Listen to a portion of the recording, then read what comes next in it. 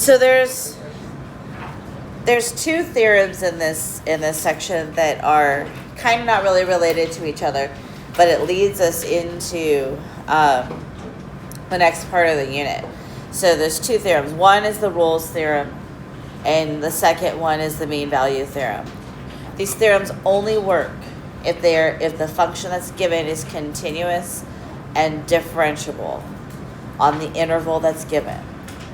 Okay, and that's really important because if it's not continuous or not differentiable, then you have to stop.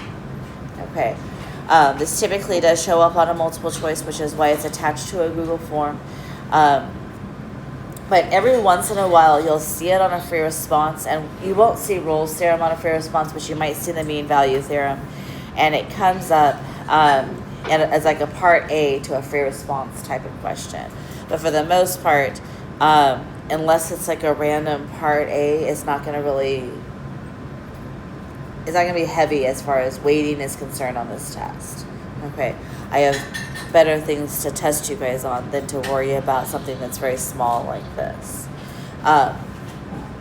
So the Rolle's theorem, so first of all, for both of them to work, they have to be continuous and differentiable. Continuity meaning that you have no removable discontinuities, no jump discontinuities, no vertical tangents. Derivatives exist, meaning that there's no cusps and there's no corners and there's no discontinuities. Okay, so if something is differentiable, it is automatically continuous, because that's one of the rules for it being differentiable, is it cannot have a hole anywhere. Okay, so Rolle's theorem.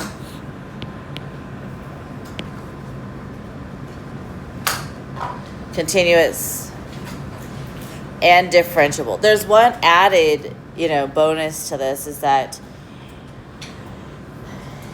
of my interval that's given, my y values evaluated at the endpoints of the interval have to be equal to each other. So a little added tidbit of information. If those y values are not equal to each other, I cannot do Rolle's theorem.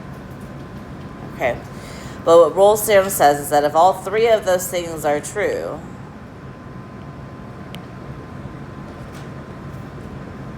then the derivative is equal to 0 at some value of x. Okay, so what does it mean for the derivative to be equal to 0?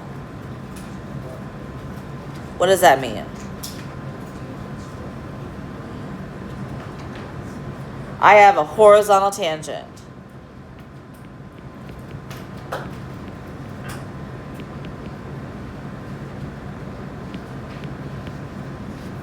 And if I have a horizontal tangent line, what does that mean about the slope?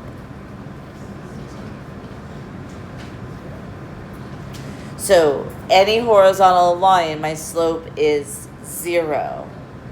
So what I'm saying is that the slope of the tangent line is 0. So what happens at a horizontal tangent line? So if I were to draw just a random horizontal tangent line,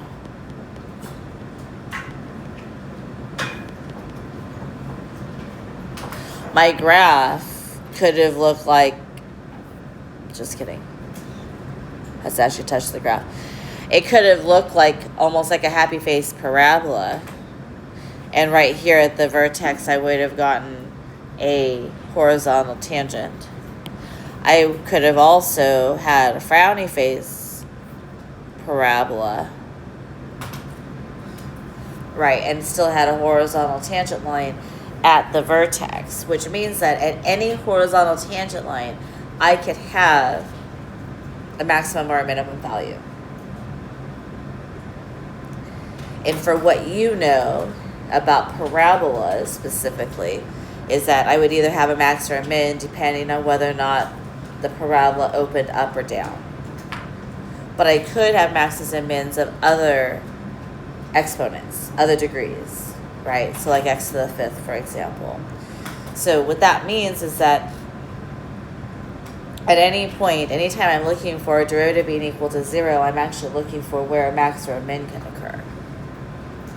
Okay, now that's not really part of Rolle's theorem, but I'm trying to connect this together to what we're going to see kind of towards the end of this unit, because I am going to ask you guys to find maxes and mins, turning points, and for you guys to know what that looks like.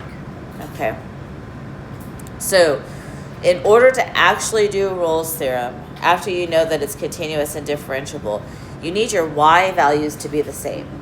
Okay, so that happens in two ways on the actual AP test. Either they tell you to to use x-intercepts, like example 1, which would mean that if I used x-intercepts, what that means is that my y values are both 0. Okay. Or I give you an interval, like in example 2, and with that interval, it tells me that if those y values are equal, then I can use Rolle's theorem, which means I'd actually have to test that out. So those are your two options. So we'll look at option 1. And this should have been an x squared. So I want to find the two x-intercepts and show that the derivative is equal to 0 somewhere in that interval. So how do I find x-intercepts? What do I do?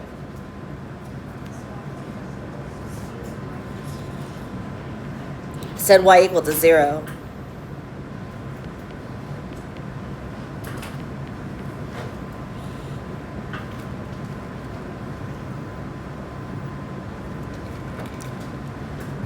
And because this is a quadratic, I have to factor.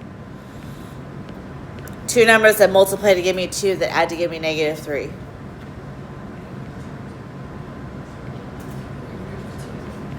-2 and -1. So my x values are 1 and 2.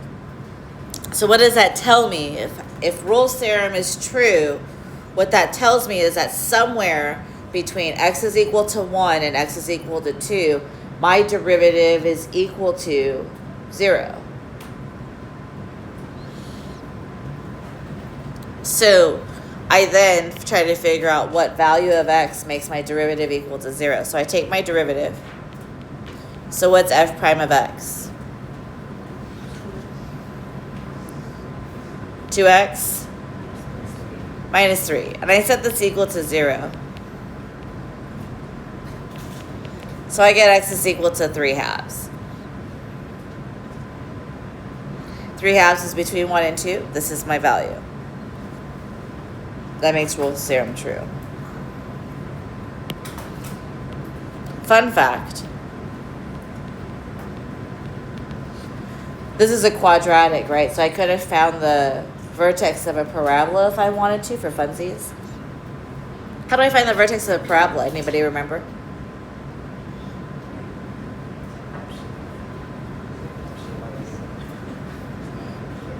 I use x is equal to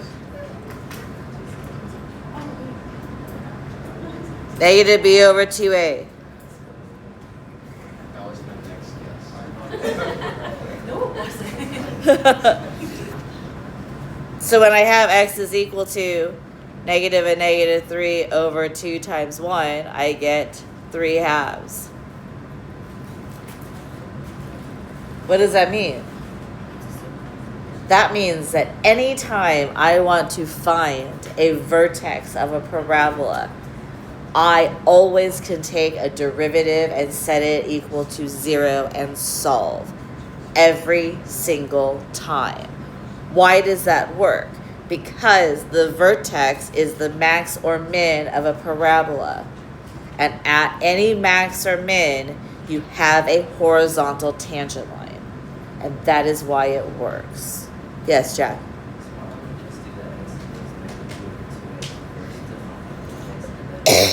Because not always will that be the case.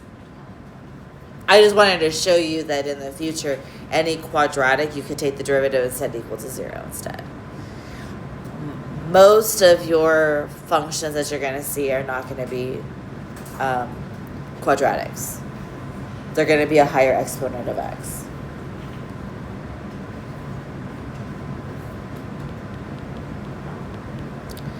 So the derivative is equal to 0 when x is equal to 3/2.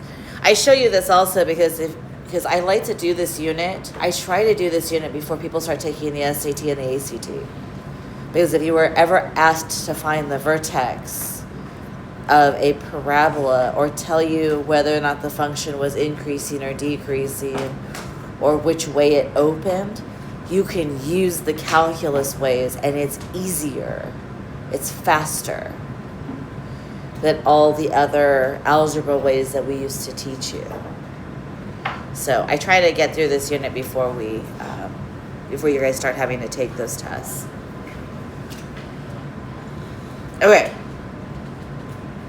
So the other way that we would have to use Rolle's theorem is if I'm given a closed interval. So if I'm given a closed interval, first of all, I have to look. That's a polynomial, so it's continuous and differentiable. It's fine. No corners, no cusps, no discontinuities, nothing that makes the denominator equal to 0. But now I have to make sure that in my interval that I look to see whether or not the y values are equal to each other. Because if the y values are not equal to each other, it does not satisfy the conditions for Rolle's theorem, and I'm done. I just stop. That's it. There's nothing more I can do. Okay. So I look at f of negative 2. So negative 2 to the 4th minus 2 times negative 2 squared. I get 16 minus 8, which is 8. 2 to the 4th minus 2 times 2 squared is 16 minus 8, which is also 8. So those are equal to each other. So now I can do Rolle's theorem.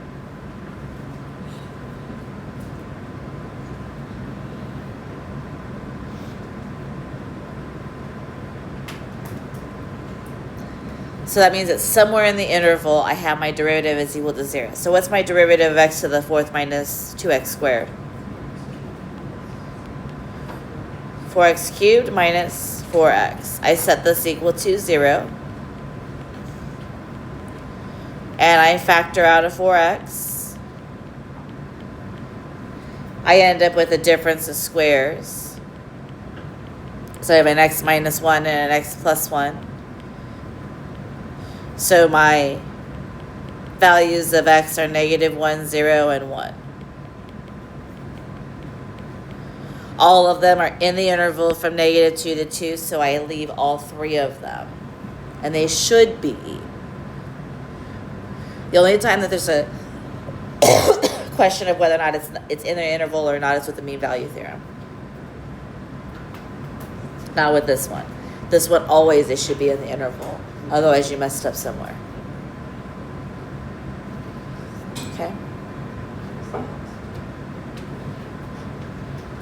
Questions that you guys have? Yes.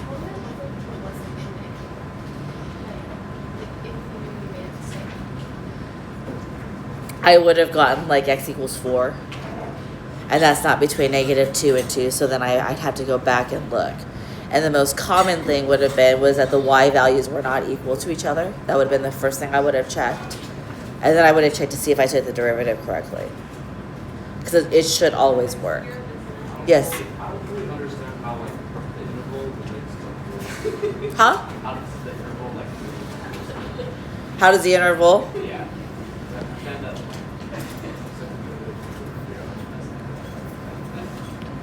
So what I'm saying is...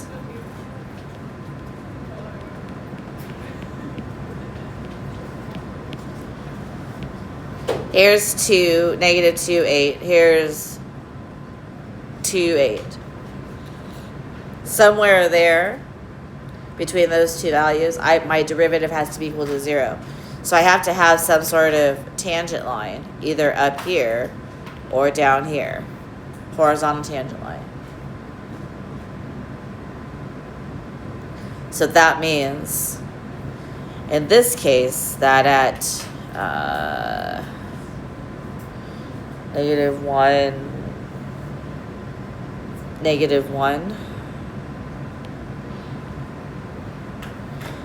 and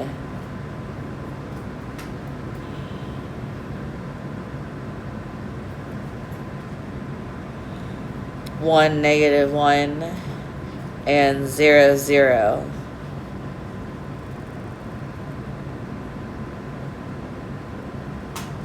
So the graph looks like this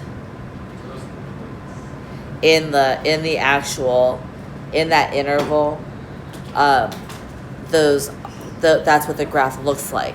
So I had a horizontal tangent line here, horizontal tangent line there, and a horizontal tangent line there. So I basically had 2 minimum values and a maximum value in that interval. How did you figure out the y value? Plugged it into the original equation. Oh, okay. That's why I'm like, fourth squared. I'm like, my normal go-to would have been not doing it in my head. My normal go-to would have been doing synthetic division, but I just didn't want to write out all the zeros. I was just being a little lazier. But the arithmetic has been harder today because I woke up with like a splitting headache that I can't get rid of, like behind my eye. So. All right, any other questions?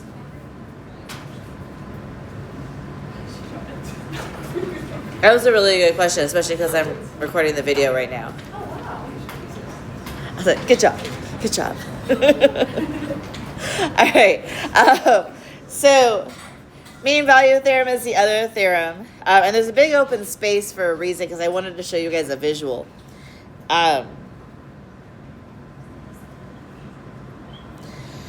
Basically what this theorem is saying is that if I'm continuous and differentiable, then this statement is true.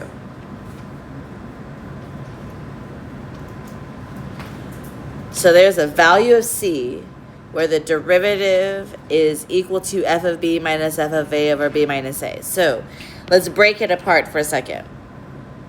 The left-hand side, right, is the derivative. And the derivative at a point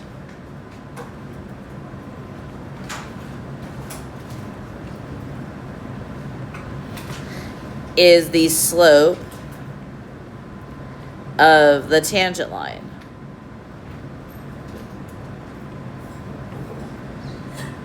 Right? So then you look at the right. Well, what's f of b minus f of a?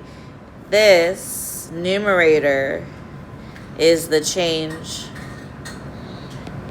in y, and b minus a is the change in x. And we know that when I have the change in y divided by the change in x, that represents slope. So this is slope of a regular line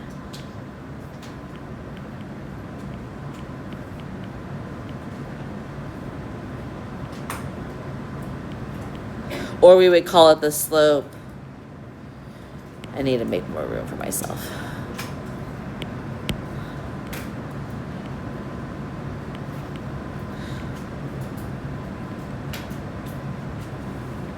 Or we would call it the slope of a secant line. Remember I told you like before, we rarely use the idea of the secant line. The secant line is a line that connects 2 points together. Any 2 points you want. Okay? So what does this look like? Yes, Jack, question.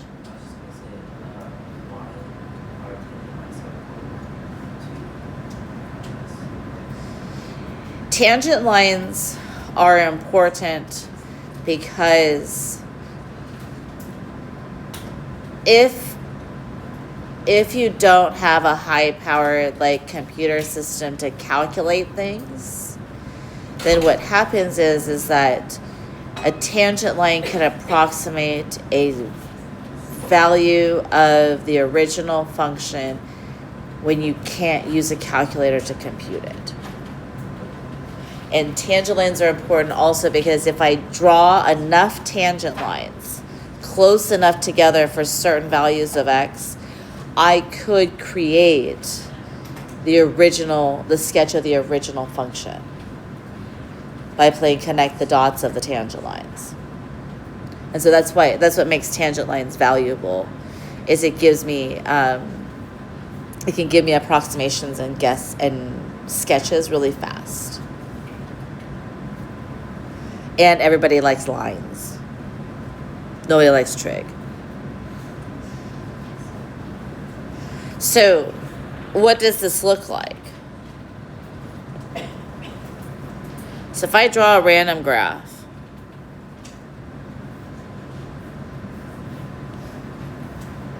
and I label A and B along the x-axis, right?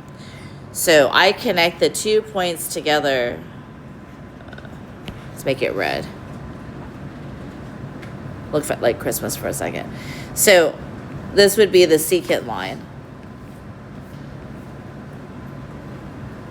If I just connect the 2 points together, 2 endpoints together makes my secant line. Now my tangent line, for it to be equal, the slope of the tangent line to be equal to the slope of the secant line,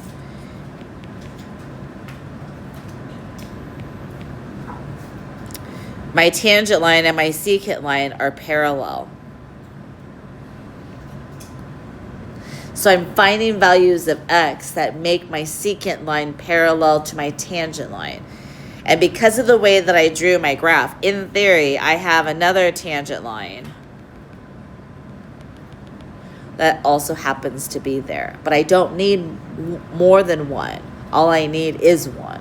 Yes? So does that mean the slope of the tangent line and the secant line is the same? Slope of the tangent line and the slope of the secant line are the same.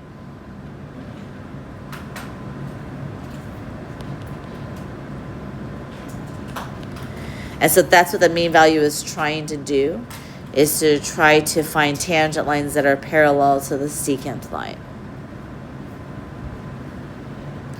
So if I look at example 2, is my function continuous and differentiable?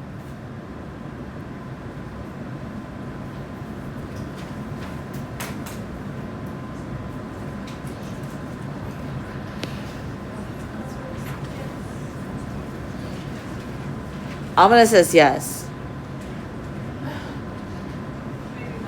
Why does Amina say yes? She guessed. 50-50 shot.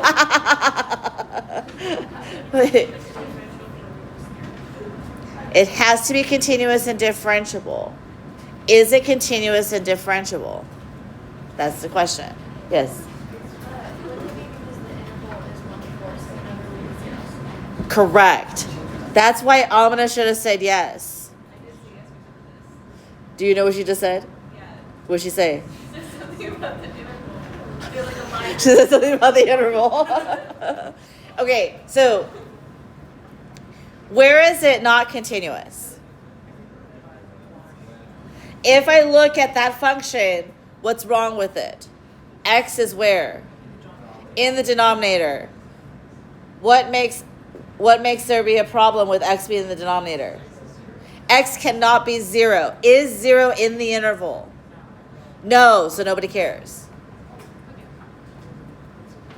So that's why Amina should have said yes. Jaden fixed you. All right, so what that means is that I can find a value of c so that it works. So we look at the derivative. So I'm going to rewrite this. So what is f prime of x?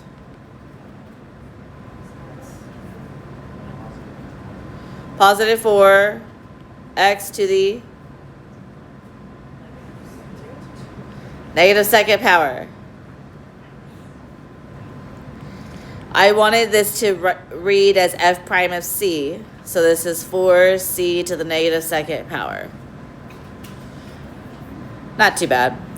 Right side. The change in y. So I want f of b minus f of a over b minus a. So I want f of 4 minus f of 1 over 4 minus 1. So what's f of 4? Plug in 4, what do you get?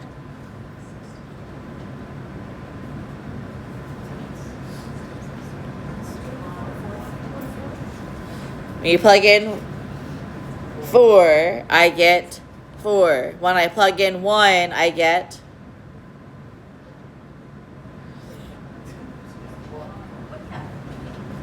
1. I'm plugging it into the original equation. Over 4 minus 1, which is 1. And what am I trying to do? Because we've all forgotten what we're trying to do now. We're trying to find the value of c so that both of these are equal to each other. So I want 4c to the negative second power to be equal to 1. So don't be weird and do weird math. Move your c to the negative second power to the denominator. That would give me c squared is equal to 4. So c is plus or minus 2. Negative 2 is not in the interval. So the only value of c that we have is positive 2.